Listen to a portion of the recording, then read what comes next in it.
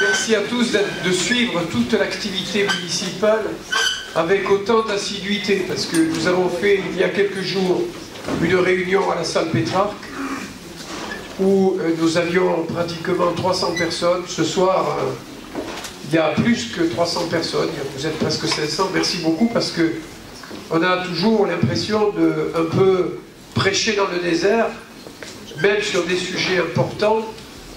Et là, ce soir, c'est pas le cas. C'est pourtant un sujet délicat, un sujet très technique, qui est le fruit de l'aboutissement d'une démarche que nous menons depuis plusieurs années à la ville de Montpellier. J'avais eu l'occasion, adjoint à l'urbanisme, de lancer la révision du plan de sauvegarde. Alors, qu'est-ce que c'est un plan de sauvegarde? Un plan de sauvegarde, c'est un plan d'aménagement du centre historique qui s'impose face au plan local d'urbanisme.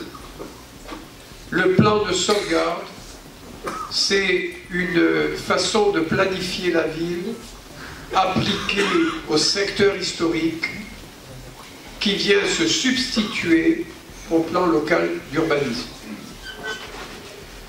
Ce plan de sauvegarde, nous l'avons mis en révision avec M. Bonin, Isabelle Hirschi, que j'excuse, avec Alexandre Mélicinos, qui est l'architecte spécialiste du secteur sauvegardé, depuis plusieurs années. Nous avons diligenté avec une équipe spécialisée, l'architecte du patrimoine, toute une série d'études, d'expertises qui ont été faites parmi les habitants du centre. Et quand je parle de secteur sauvegardé, je désigne l'Écusson plus Saint-Charles, c'est-à-dire un peu moins de 100 hectares de vieilles villes. Parallèlement à ce secteur sauvegardé, qui est ancien et que nous devons réadapter aux évolutions de la ville moderne. Toujours adjoint à l'urbanisme, j'ai protégé 200 hectares de vieilles villes avec des 3 ZPPUP qu'on appelle aujourd'hui des AVAP, qui sont des zones de protection de secteurs patrimoniaux. La première sur l'avenue de l'Odève. Là, c'est le trajet de l'eau autour de l'aqueduc du Pérou, pas loin d'ici, jusqu'au château de la Piscine. En face, le petit bar. Mais que se passe-t-il? La seconde ZPPUP, c'est celle de Gambetta, Clémenceau, Figuerolles, l'esprit des faubourgs commerciaux du 19e siècle. Et la troisième, c'est la ZPPUP Sud-Gare, qui correspond à un croissant qui va de l'avenue Clémenceau jusqu'à Antigone et qui intègre tous les secteurs patrimoniaux autour de la gare et notamment autour de la place Carnot, qui est la première place circulaire de la ville de Montpellier, 50 mètres de diamètre. La seconde place circulaire étant celle qui est en construction sur l'avenue Raymond Dugrand, la place Pablo Picasso, qui aura 100 mètres de diamètre. Le secteur sauvegardé permet, par des investigations très précises, de pouvoir savoir quels sont les îlots qui doivent être restaurés, ceux qui doivent être conservés, ceux qui peuvent être remaniés, ceux dont la destruction s'impose parce qu'il y a ici et là de l'habitat indigne et insalubre. secteur sauvegardé a commencé à être consulté en 2003. Et puis Alexandre Mélicinos, l'architecte responsable, a été recruté, a été désigné au terme d'un jury. Il y a eu une nouvelle consultation, il a été à nouveau désigné en 2007. Ça, c'était lorsque j'étais adjoint à l'urbanisme. Et la ville a souhaité travailler avec lui parce que c'est un homme d'expérience. Il a réalisé de nombreuses révisions de secteurs sauvegardés en France, et notamment sur la ville de Figeac, la ville où mon ami Martin Malvy est maire. Voilà à peu près ce que je voulais vous dire sur la genèse. Ensuite, le document réalisé a été porté devant la commission, et je l'ai fait au mois de juillet, devant la commission nationale des secteurs sauvegardés. Et il a reçu un avis favorable. Aujourd'hui, il convient de mettre en enquête publique le document qui a été accepté par la commission nationale. Voilà l'objet de cette réunion de concertation. Je vais rentrer dans le détail. On a les mêmes documents, j'espère.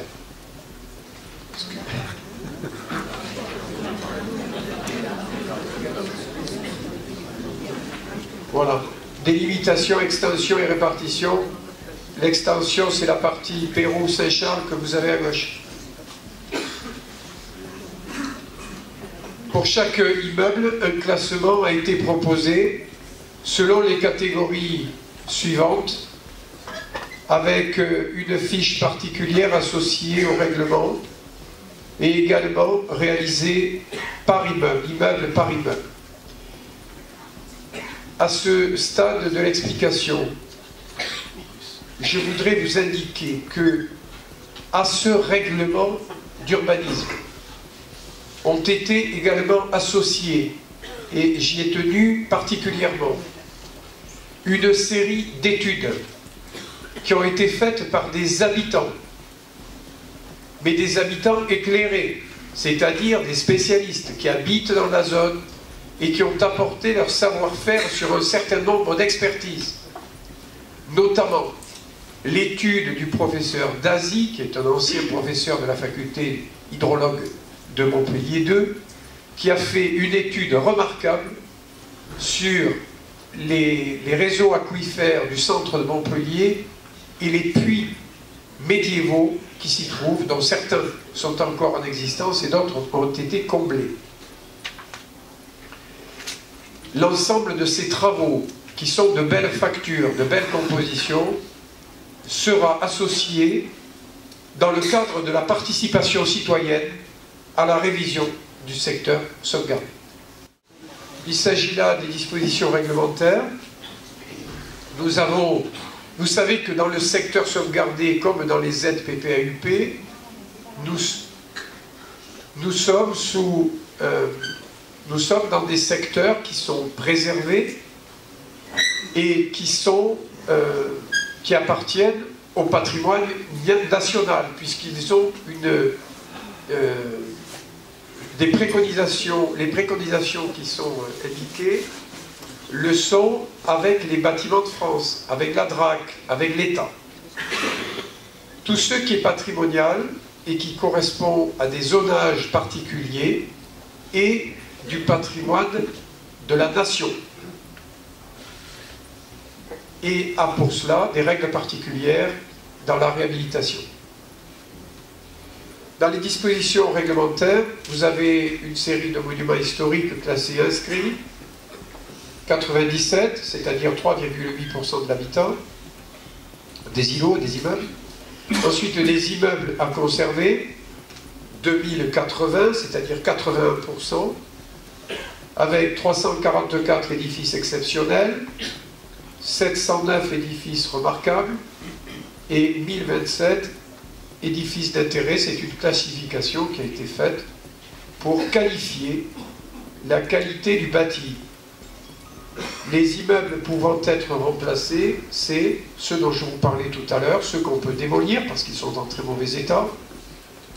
Eh bien, il en existe 389, dont 213 à démolir. Soit un total de 2566 bâtiments qui ont été visités les uns après les autres. Sur celle d'après, vous avez de magnifiques escaliers en torsade, en labyrinthe, en colimaçon, comme vous voulez, à vis, on peut dire ça aussi. Ensuite, les portes et portails, dont vous pouvez apprécier. Vous savez, quand on passe tous les jours devant le patrimoine, on finit par ne plus le voir. Et lorsqu'on le voit sous forme de diapo, comme ça, on se dit, mais c'est pas possible, comme notre ville est riche d'un patrimoine formidable.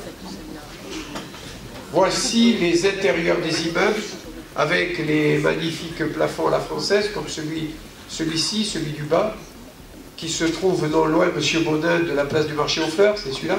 C'est la banque HSBC.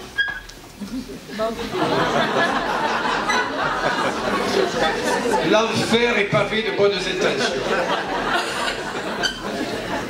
Vous avez dit la banque HSBC? Ah, j'avais pas entendu. Voilà, donc ça c'est un plafond magnifique qui d'ailleurs est ouvert, et je le remercie, le jour des journées du patrimoine. À plusieurs reprises, il a été proposé au Montpellierin pour être visité. Vous avez quelques détails de ces plafonds qui sont vraiment magnifiques. Vous avez également à gauche le fût d'une colonne, ou le chapiteau d'une colonne. C'est ça, Monsieur Bonin, qui est une colonne romane, hein, qui est donc du 11-12e siècle. Du temps où Notre-Dame des Tables n'était pas une crypte, mais une basilique. N'était pas qu'une crypte, mais une basilique. Ensuite, vous avez toute une série de points réglementaires avec améliorer l'habitabilité, parce que de nombreux rez-de-chaussée font l'objet de demandes de transformation en logement. Tous les rez-de-chaussée ont fait l'objet d'un examen systématique afin de ne pas voir se réaliser des logements à rez-de-chaussée indécents.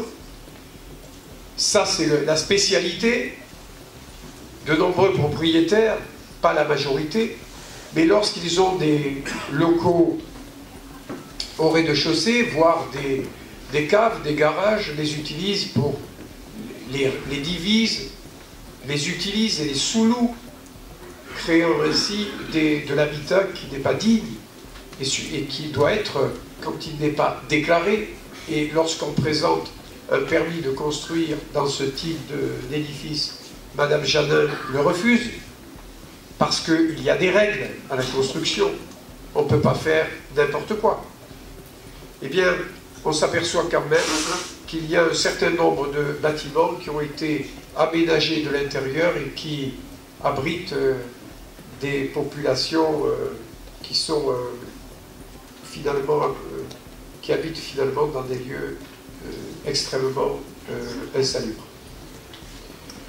Améliorer l'habitabilité, c'est une des difficultés de l'Écusson par manque d'éclairement de parcelles. Vous voyez là sur la diapo du milieu qui représente les toits. Vous savez que pour Montpellier, tout le monde crie en disant « Oui, mais sur la route de la mer, les immeubles sont trop près, les immeubles sont trop denses. » Et voilà. Et regardez là, la ville médiévale. Vous savez quel est le secteur le plus dense de la ville? L'Écusson. L'intérêt aussi d'une telle étude, c'est de respecter les gabarits. Les gabarits, c'est les formes globales des immeubles. Lorsque nous sommes sur l'avenue Gambetta, nous avons des ou Jeune Pomme, nous avons des gabarits de type haussmannien. Lorsque une dent creuse voit le jour, c'est-à-dire lorsque vous avez un immeuble qui est détruit pour une raison ou pour une autre, il convient de réhabiliter avec un gabarit compatible avec l'épadelage des toits que vous pouvez voir, c'est-à-dire avec la ligne des toits qui conforte le gabarit que vous instillez dans les gabarits existants. Sur les parties intérieures, l'aménagement des immeubles est soumis à autorisation. Ça, je dois le dire, peu de gens respectent cette règle et pourtant, elle est incontournable.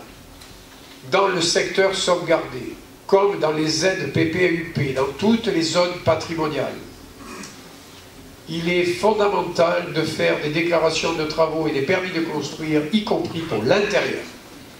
Parce que les changements de conformation de l'intérieur doivent faire l'objet d'une déclaration de travaux et donc d'un permis de construire.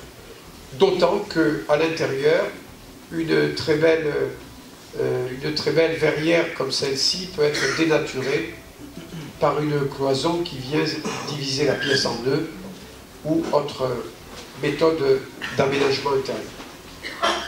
Les ascenseurs, tous ces travaux doivent faire l'objet d'un passage au service urbanisme de la ville, mais aussi devant l'architecte des bâtiments de France.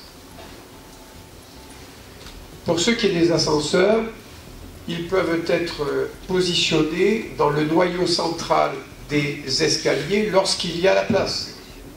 Il est bien évident que si l'escalier est réduit, il est hors de question de casser l'escalier pour y positionner une cage d'ascenseur. Si je vous dis cela, c'est parce qu'on nous pose la question quelquefois.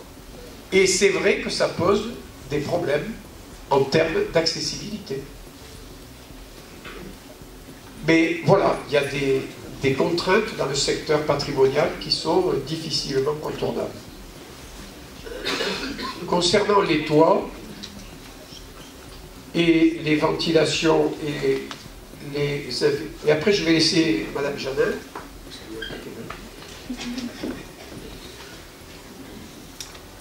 Concernant les toits,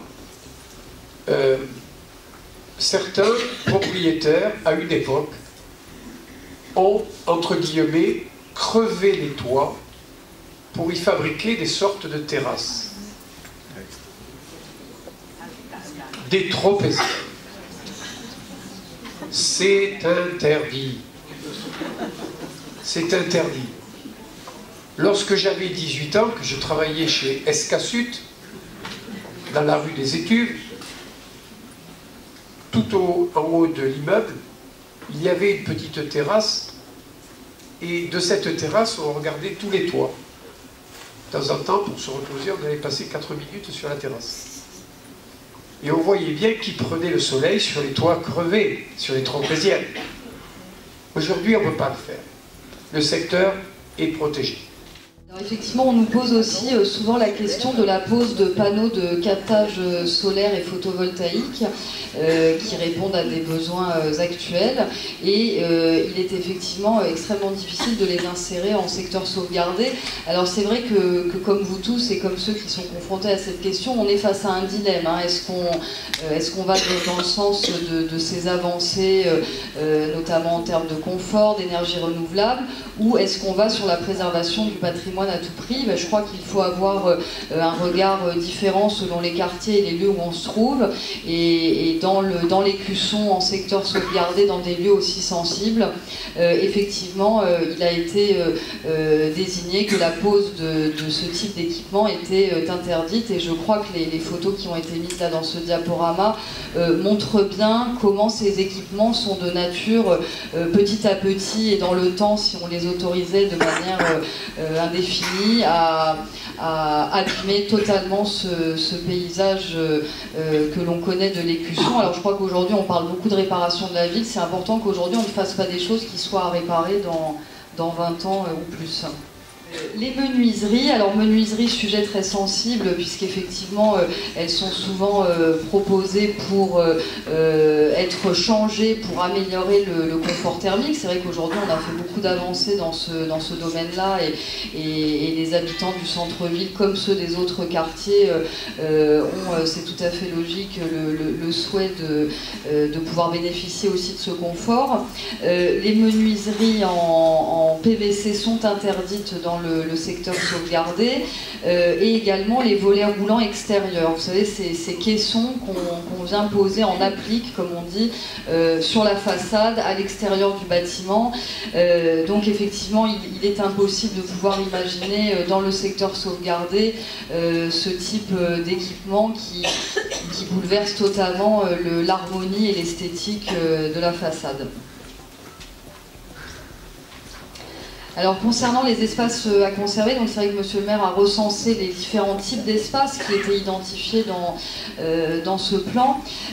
Donc dans les espaces qui sont à conserver, on a des coupes et des abattages d'arbres, ou alors l'aménagement tout simplement des espaces non bâtis qui sont soumis à autorisation et qui restent des espaces non constructibles. Ce sont principalement les cours et les jardins. Donc c'est vrai que on a beaucoup parlé des bâtiments, mais ce qui fait aussi la particularité d'un centre-ville comme le nôtre, c'est la qualité des vides, leur proportion, l'harmonie avec laquelle on organise des bâtiments autour d'un espace extérieur, que ce soit un jardin ou une cour. Donc il est effectivement tout à fait logique que ces espaces-là obtiennent la même attention de notre part que les espaces bâtis. Alors, un certain nombre de principes d'aménagement ont été définis pour les espaces publics. L'idée est de traiter l'espace public de façon unitaire et de ne pas traiter de manière différente certains espaces de la ville, du secteur sauvegardé, de manière à traiter l'ensemble comme une harmonie dans laquelle on se déplacerait et ne pas forcément faire émerger certains lieux qui seraient traités de manière différente.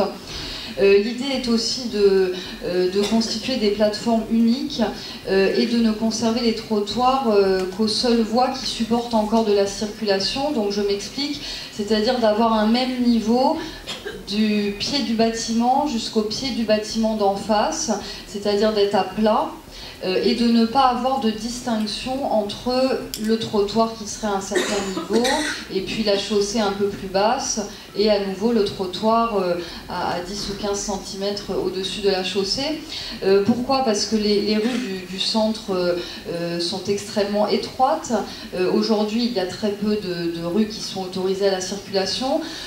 Donc cela n'a pas forcément de sens de conserver cette distinction entre un trottoir où circulerait le piéton et une chaussée où circulerait la voiture. Donc il a semblé assez naturel et positif en termes de fonctionnement et d'esthétique de revenir donc à des plateaux uniques, sauf sur les voies circulées. On a également retenu dans le cadre de cette étude des matériaux de revêtement qui seront des pavés, des dalles et du béton de concassé de pierre, et dans certains cas particuliers des terres stabilisées ou matériaux analogues. Alors les terres stabilisées, c'est ce qu'on voit par exemple au Pérou ou sur l'esplanade. Ce sont donc ces terres qui sont compactées mais qui laissent encore l'eau pénétrer. Ce ne sont pas des surfaces qui sont totalement imperméables. Donc on a une charte de l'espace public qui a été formée avec des références donc en termes de matériaux tout autant qu'en termes de principes d'aménagement des rues. Alors concernant les façades commerciales, qui sont un point extrêmement important de la qualité du secteur sauvegardé et qui sont d'initiative privée, donc effectivement la collectivité ne peut agir de manière complète sur les devantures commerciales qui sont qui dépendent directement du privé, mais dont on voit très bien sur ces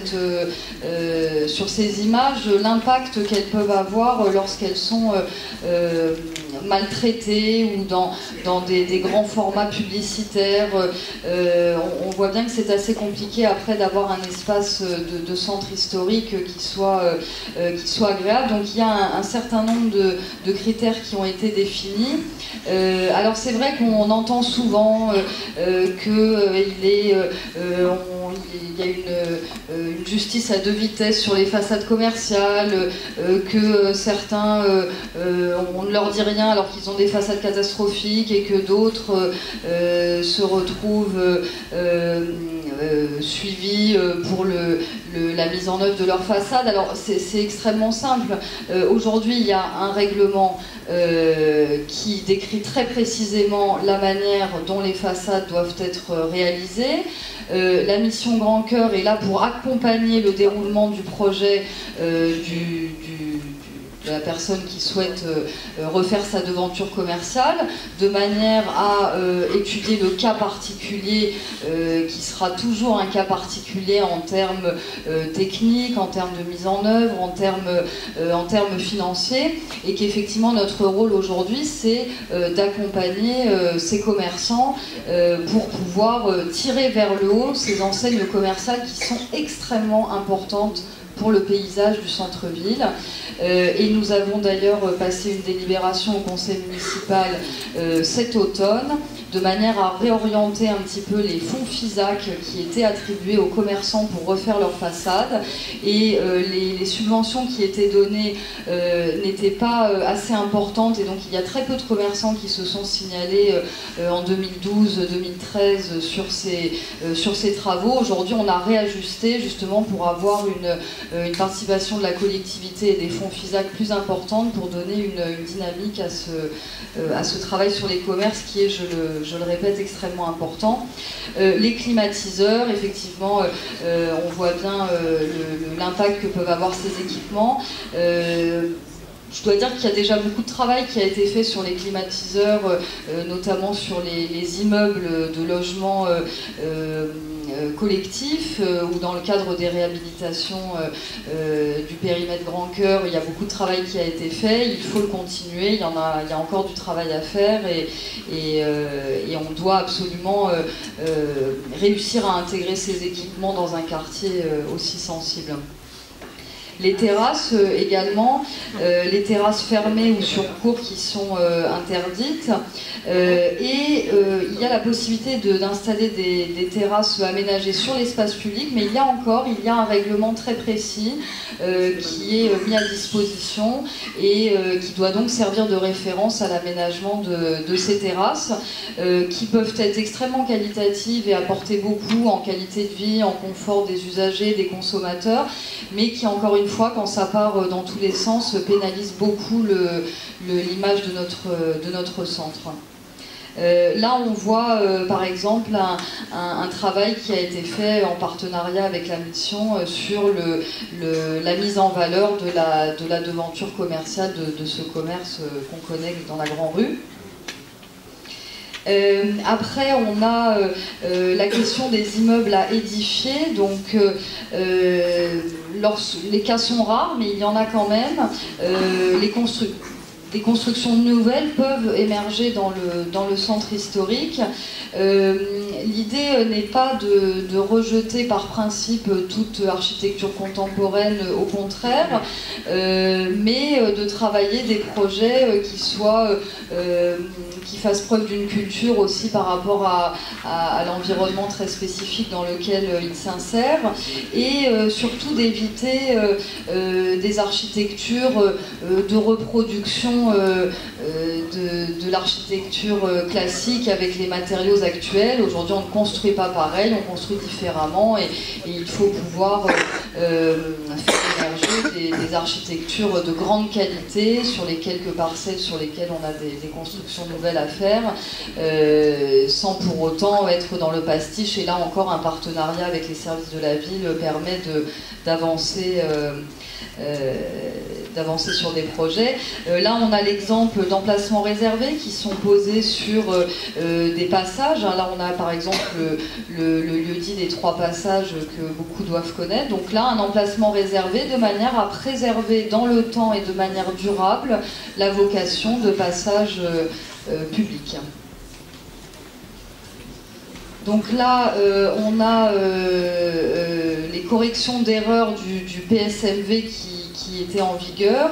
Donc là, un certain nombre de points qui ont été revus, bon je ne sais pas, peut-être on les verra en détail suivant les questions, qui ont été revus par rapport au plan précédent, de manière à réajuster certains points qui, de toute évidence, à l'usage, étaient compliqués à mettre en œuvre. Donc là, on a un exemple du type de travail qui a été fait sur tous les bâtiments qui ont été visités et étudiés. Donc à gauche, le PSMV qui est en vigueur aujourd'hui, au milieu celui qui est projeté, et à droite une photo montrant les bâtiments in situ et les actions qui doivent y être menées. On a par exemple l'identification également de morceaux de ville à reconfigurer. Donc là sur l'impasse Richet de Belleval par exemple, le PSMV propose la démolition de plusieurs bâtis sans intérêt pour permettre la recomposition totale de l'îlot. Donc là, nous sommes confrontés à des sujets sur lesquels bloquer toute démolition empêche de pouvoir refaire la ville sur elle-même et réparer des lieux qui sont très abîmés. Et donc, un travail extrêmement précis a été fait pour identifier les bâtiments qu'on pouvait éventuellement démolir de manière à permettre de donner un avenir aussi à ces lieux. Et donc pour finir, un rappel donc, sur la mission Grand Cœur, qui est un lieu central d'aide, de conseil, de préconisation et de sensibilisation, comme c'est inscrit sur cette diapositive. Donc a priori, la mission Grand Cœur, quand vous passez sa porte, peut vous répondre à toute question sur le plan de sauvegarde et ce que l'on est autorisé de faire ou pas en centre-ville, et vous indiquer la marche à suivre, et le déroulé des démarches de manière à ce que les choses soient le plus simple possible.